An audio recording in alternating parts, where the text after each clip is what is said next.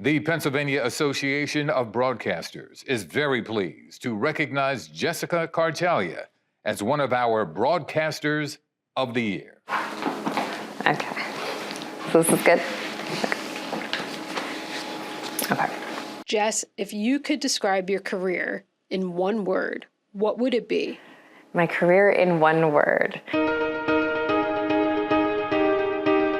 I've always wanted to be a journalist. I mean, really for as long as I can remember. Good evening, I'm Jessica Kartalija. In Seaside Heights, one of the amusement park piers washed away. And I remember saying to my dad, how do people not know what's happening in the world? And from that point on, I knew I wanted to get into journalism. When I was at Penn State, I majored in broadcast journalism and minored in Spanish. So from there, I got a job in Yuma, Arizona. So from Yuma, I went to Albuquerque, New Mexico, doing everything from reporting, anchoring, writing, producing, shooting, and then went to Baltimore before coming up to Philadelphia. When she first had her audition here, I knew within 15 seconds that she was the perfect person for this job. Jess is a newsroom leader. So smart, so clever. Earlier you said it's in the 40s, but feels like 30s. Yes. That's kind of like me, right? Our industry is very fortunate to have her in it. It's very important for me to tell stories and amplify voices of the people who may not otherwise have a voice. When I think of Jess, like her coverage in Kensington and with the Savage Sisters stands out to me the most. Kensington has been plagued by an opioid crisis for years. What really resonated with Kensington was that the people who are suffering down there are not from Kensington. And the idea that these are people's children or mothers or fathers, and this is preventable and we can do something about it, is what made me want to continue telling their story. She cares about her craft. She cares about getting it right. She is an anchor who is immersed in her community. She teaches a course at Villanova. I think as journalists, we have an opportunity to teach the next generation. So your speech starts from the moment you walk up, right? Seeing someone like her in a career that I hope to be in very soon has been just amazing. Whatever you put your mind to, you can achieve. She really, truly cares. She has a lot of compassion. This is the worst natural disaster that Hawaii has seen. Here in Kihei, donations are being collected to help the thousands who have been displaced. She's always on it, always on her game. We have been giving you the information that you need. But when you see her on the news every night, you know she's telling you what she knows. My career in one word, an adventure. And now, please welcome my colleague and dear friend, Jessica Kartalija. Thank you to everyone who put that together. I'm like speechless. There are so many incredible people in this room. And I know we have a lot of speeches to get to, so if I see anyone reaching for the remote to change the channel, I'll know to speed things up.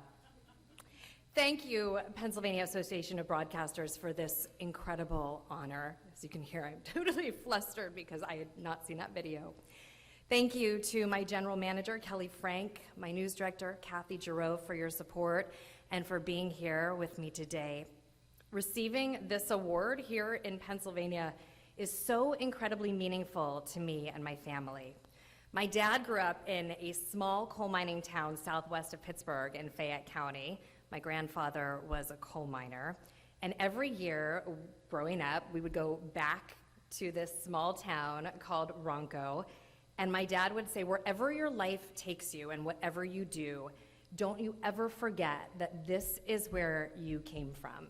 You are the granddaughter of a coal miner. Has anyone been to Ronco in here? Anyone from Pittsburgh? No, Fayette, I see a hand, yeah. My mother, meanwhile, grew up in Philadelphia. She taught elementary school in North Philly, which was a struggling neighborhood even back then. And they both taught me at a very young age the value of a good education and the importance of working very hard and paying your dues. And I also learned from the two of them that everyone has a story. And it's the people who often don't have a platform whose voices need to be amplified the most.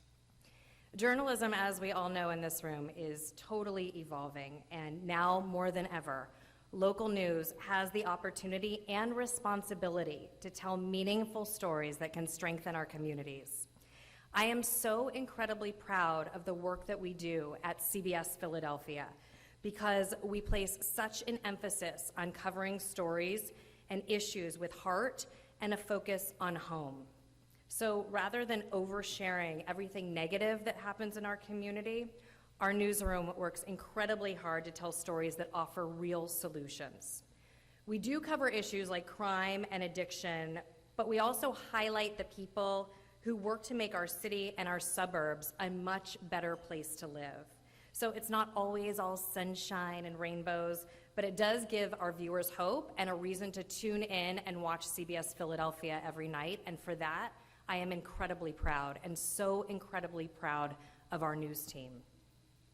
Speaking of watching, every night my in-laws, who are here today from Baltimore, tune in from Baltimore at 5 o'clock.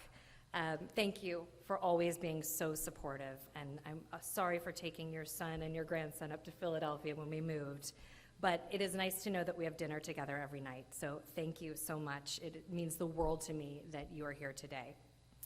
My husband, Brian, who skipped a work conference in Miami to be here with me, thank you. It means more than you know to have you sitting next to me.